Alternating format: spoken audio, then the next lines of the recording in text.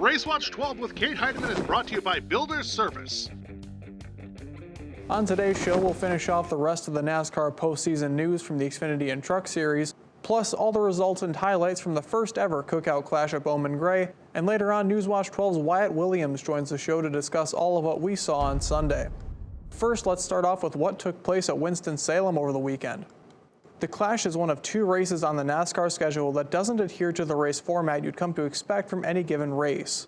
To briefly go over it again, all drivers qualify via separate practice sessions. Their placement in one of the 4 heat races is determined by their fastest lap posted. First place gets pole in Heat 1, second place gets pole in Heat 2, etc. The top 5 finishers in the 4 heat races go to the Clash, while the rest must race in the last chance qualifier, where only the top 2 advance. Then the 23rd spot is given to the highest placing driver in the 2024 point standings not already advanced.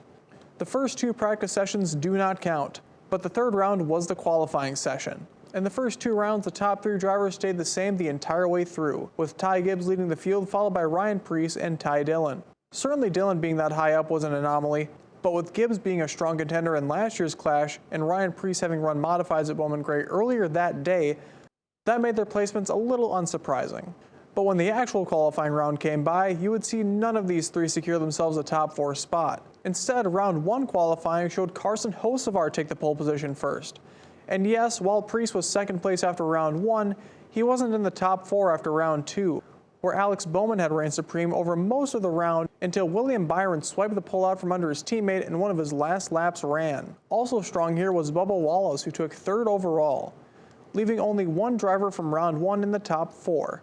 Carson Hocevar. Byron would hold the pole through the 3rd round, but Justin Haley and Cole Custer would find themselves a spot in the top 4, with Bowman holding 3rd.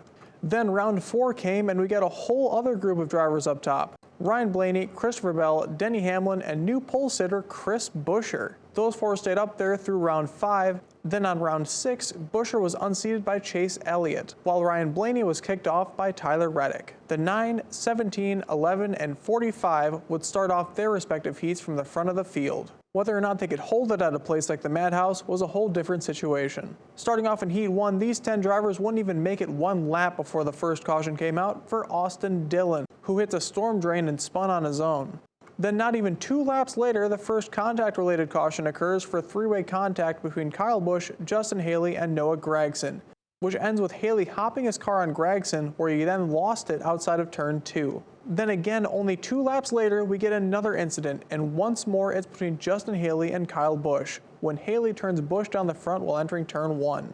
This is the first time we see tempers really flare up when Busch immediately catches back up to Haley and rides his bumper during the caution laps, resulting in NASCAR directly ordering Busch to calm down. One more incident with Ryan Blaney spinning would result in him heading to the last chance qualifier. But back up front, Chase Elliott would lead every lap of Heat 1 to advance and take the pole position for the Clash, with Brad Keselowski, Noah Gragson, Kyle Busch, and Ross Chastain following along, while both the Dillon brothers, Josh Berry, Justin Haley, and Ryan Blaney will all have to make it through the LCQ. Heat 2 would be a much calmer affair. Chris Buescher led wire to wire for these 25 laps of green flag racing, no caution to speak of. But importantly, Kyle Larson, who was in this heat, did not place above 5th, meaning he would need to make it through the LCQ to advance. Above him in this heat was the winner Chris Buescher. Among the other 4 to advance was Chase Briscoe, Shane Van Gisbergen, Bubba Wallace, and Daniel Suarez. Important to note about the new driver of the 88, Shane Van Gisbergen, this was his first ever start on a quarter-mile oval, and he would make the main show over a Cup Series champion in Kyle Larson. Joining Larson in the LCQ would be Zane Smith, Eric Jones, Cody Ware, and Garrett Smithley. Heat 3 would also be entirely caution-free. This heat coincidentally including both the multi-time track champions Burt Myers and Tim Brown. Unfortunately for them, they would place 9th and 10th respectively, while Denny Hamlin completely walked the field with a 2.5 over second place, Joey Logano, while Tim Brown, Burt Myers, Ricky Stenhouse Jr., Riley Herbst, and fastest in practice Ty Gibbs would all be sent to the LCQ. Finally in Heat 4, the action picked back up. While the previous 2 heats had no cautions to speak of, the 4th heat would have a couple to send the crowd home entertained on Saturday. The first being on lap 6 for an incident between AJ Allmendinger and Cole Custer. Allmendinger shoves Custer out of the way entering turn 4 trying to pass, but in turn crowds the 41 too close to the wall, which Custer hits, checking the 16 and sending him into that same wall. This would cost both the 41 and 16 in a major way. But the biggest incident of the entire night came courtesy of Ryan Preece and John Hunter Nemechek. In turn 2, Nemechek bumped Preece up the track to attempt a pass, which Preece didn't take too kindly towards, as when entering turn 3, Preece returned the favor, throwing the 42 into the wall, damaging his car enough to send him to the garage for a 10th place finish. All while Preece got to capitalize on it for a transfer spot. Tyler Reddick led all 25 for the win, followed by fellow Toyota driver Christopher Bell, then Ryan Preece, Austin Cindric, and Todd Gilliland. Michael McDowell, AJ Allmendinger, Cole Custer, and John Hunter Nemechek would all be sent to the LCQ. After the dust settled on Saturday, Sunday came with a race that had arguably higher stakes than the Clash itself. The last chance qualifier was first on the night, with some big names having to race their way to the main show, including Kyle Larson, Ty Gibbs, and Ryan Blaney. And with the implications of this race being the end of the line for all but 2 drivers, tensions and tempers would be the highest they'd been all weekend. Starting on the front row was the unlikely pairing of Ty Dillon and Zane Smith, while in way back starting last is Ryan Blaney, who was sent back there for a penalty sustained between races. At the wave of the green flag, Zane and Dillon wouldn't spend too much time out front, as by lap 12, Ty Gibbs had already muscled his way to first, moving through the 38 and 10, running away from the rest of the field. After this, a little further back, Ty Dillon tries with all his effort to stay in the front, starting with Ty almost turning the 43 sideways, only for the 43 to end up turning the 10. This caution allowed for a much more expected front row of Ty Gibbs and Kyle Larson, who worked his way through the chaos to put himself in a good spot to transfer. That is, if he makes it through the next 60 laps unscathed. In this next green flag stint, 2 drivers are out of contention early. The 35 of Riley Herbst heads to the garage with steering issues, and Ryan Blaney outright ends his race early, as he would be the driver eligible for the 23rd place provisional given to the driver with the highest points finish not already locked in. Lap 30, Kyle Larson makes his move on Ty Gibbs, pushing him up high and running off with the lead, while the 54 falls back a few spots, no longer in the transfer spot. Lap 43, Larson is flying high with 3 seconds over second place Austin Dillon, up until Garrett Smithley gets turned by Cody Ware, creating a yellow. We've seen already how huge these restarts can be for opportunistic drivers, and this one would be no different. Eric Jones is able to make the outside starting position work, stealing second from Austin Dillon, who opted to start second on the inside line. Lap 55, there's big trouble once again for Ty Gibbs, who gets sent around by Josh Berry. With less than 20 to go, Gibbs' shot at making the main show is basically over. 14 to go, the top 2 shakes back out to being Larson and Jones, until more trouble, this time a huge wreck for local legend Burt Myers. Myers' day comes to an unfortunate end, being sent through the grass by Ricky Stenhouse Jr. After the cleanup, these guys wouldn't get to run green long. While Eric Jones was putting up a huge fight against Kyle Larson for the lead, down in the field, Ty Gibbs gets turned again, this time by Justin Haley. Gibbs, both frustrated about his misfortune and his run-in with Haley, literally jumps his car on the side of the 7, showing just how mad he was at Haley.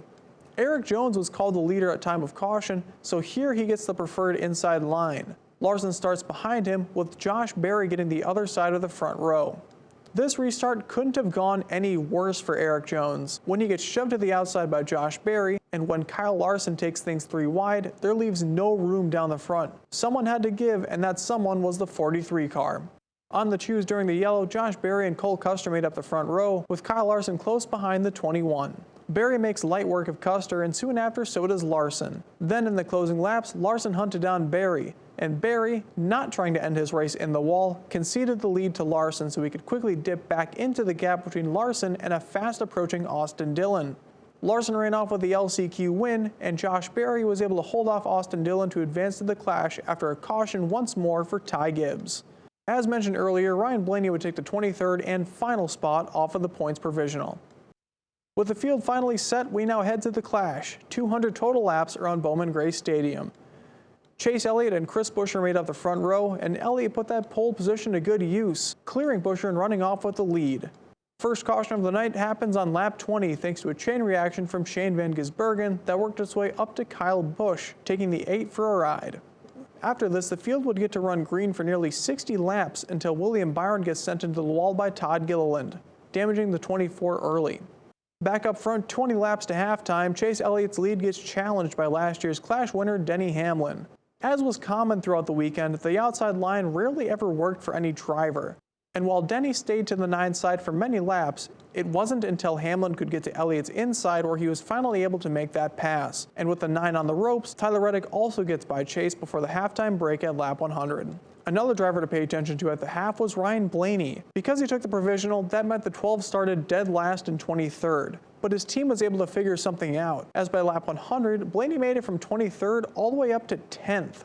After the restart, we get more chain reaction created cautions, this time biting Carson Hocevar, who up until then was having a really silent and solid night. A little later on, more trouble for William Byron and his teammate Kyle Larson. Again, this was a result of a chain reaction originally from the 19 of Chase Briscoe that sent the 77 into the 5, who then slid into the 24.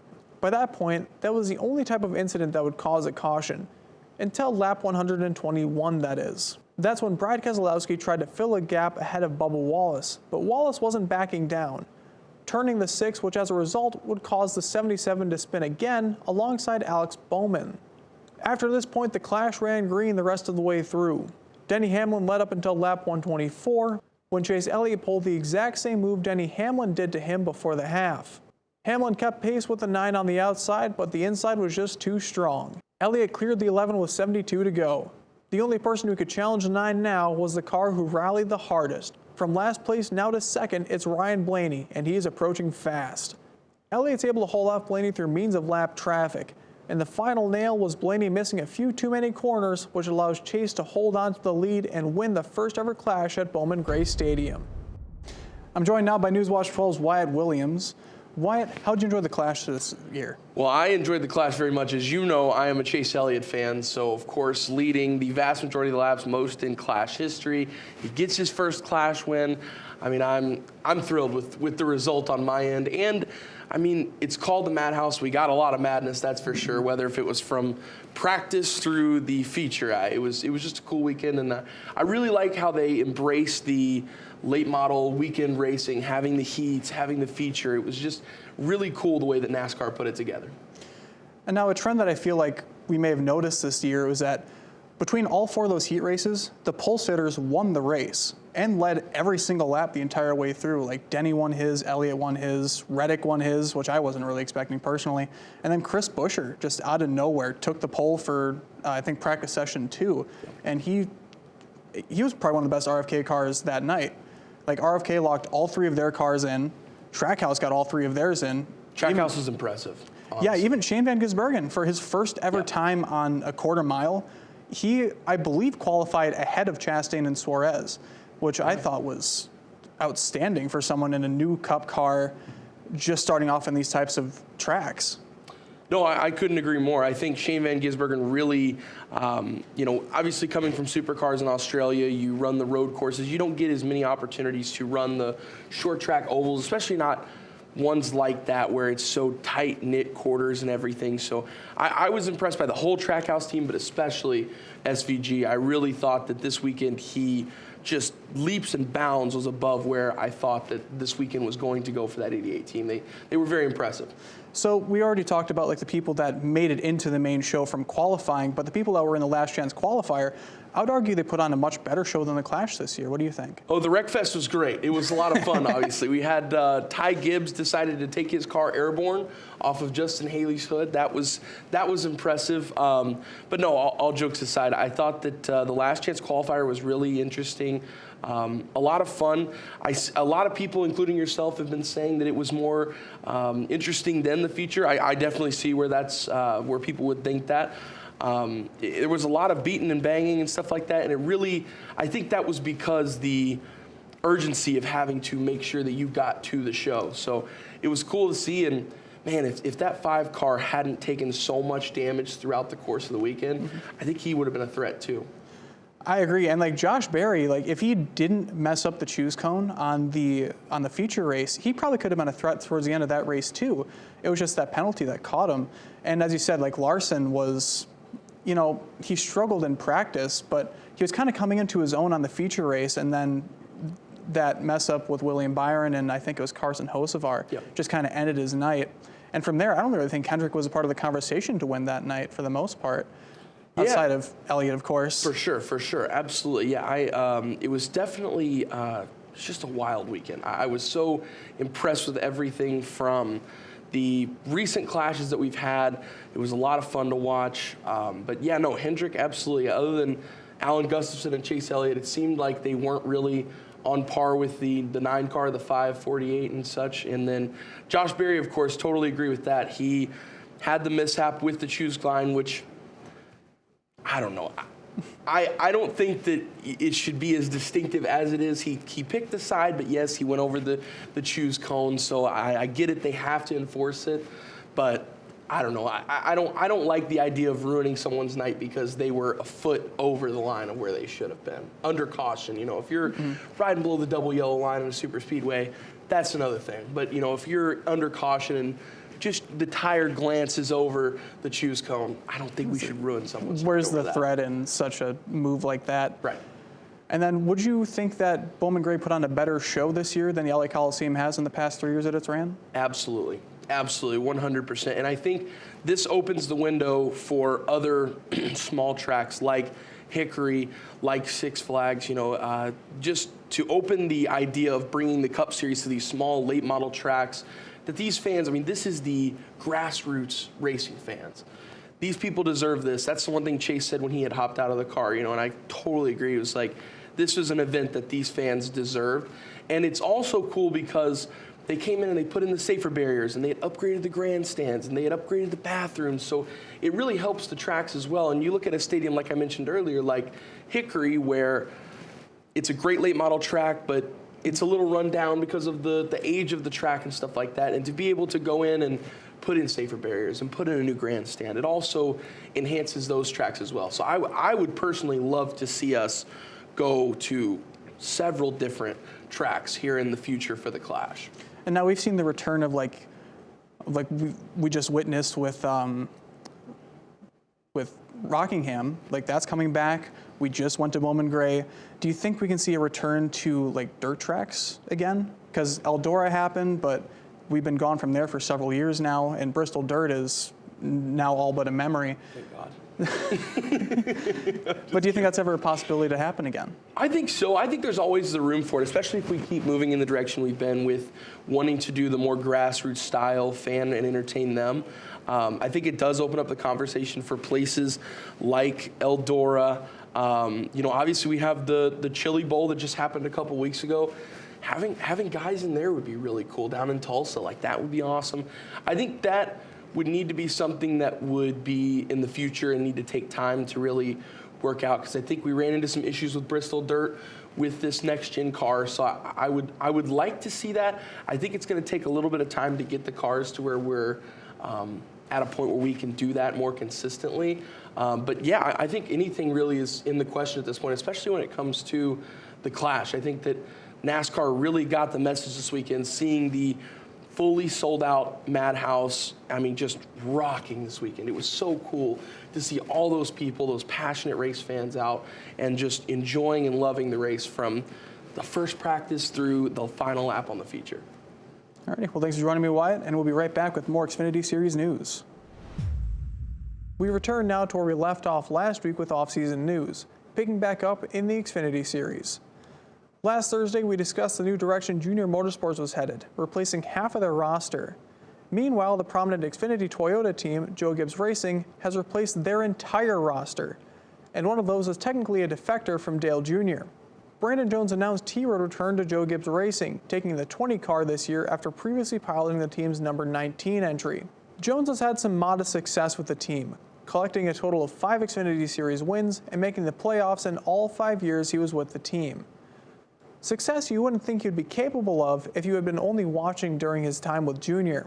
He's on somewhat of a cold streak heading into this season, failing to win in the number 9 Camaro in his 2 full-time seasons with JRM. Not for a lack of trying, he managed to secure 4 top 5s and quite a few top 10s, but with Junior it never seemed like it was meant to be.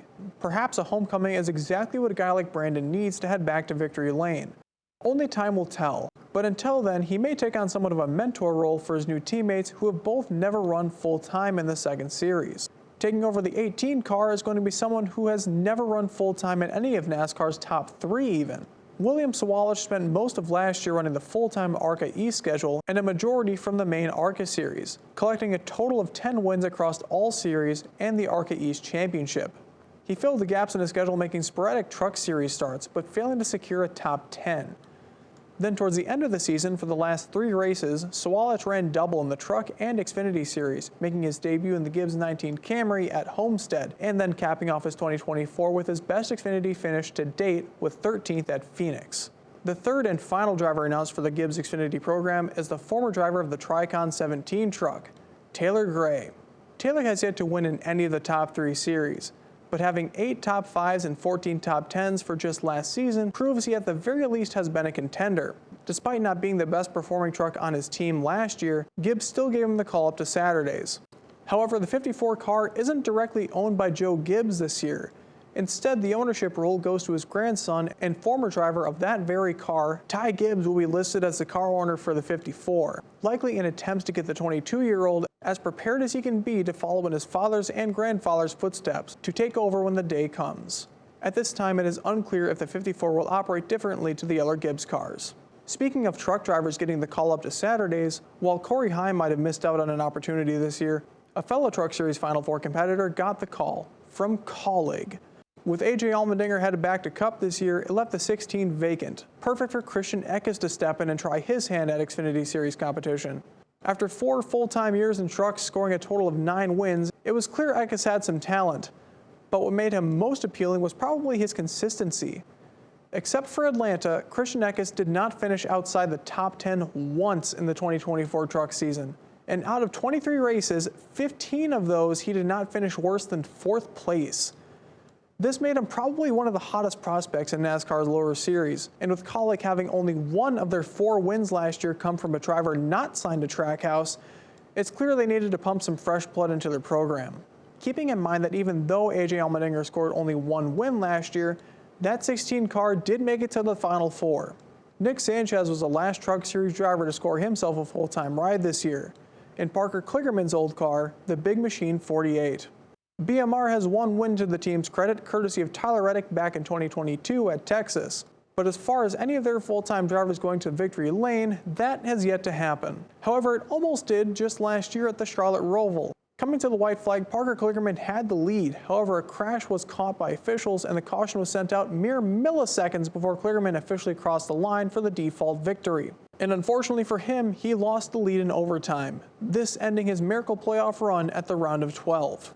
With Sanchez coming into this car though, knowing it's at least capable of making the playoffs should be enough to keep the young driver's head held high. He's a capable superspeedway racer, having won at the Daytona truck race just last year. So who's to say how far the 48 could make it this year? The car did make it to the postseason last year. It could go even further this year. That's all the time we have for this week. For RaceWatch 12, I'm Cade Heidemann.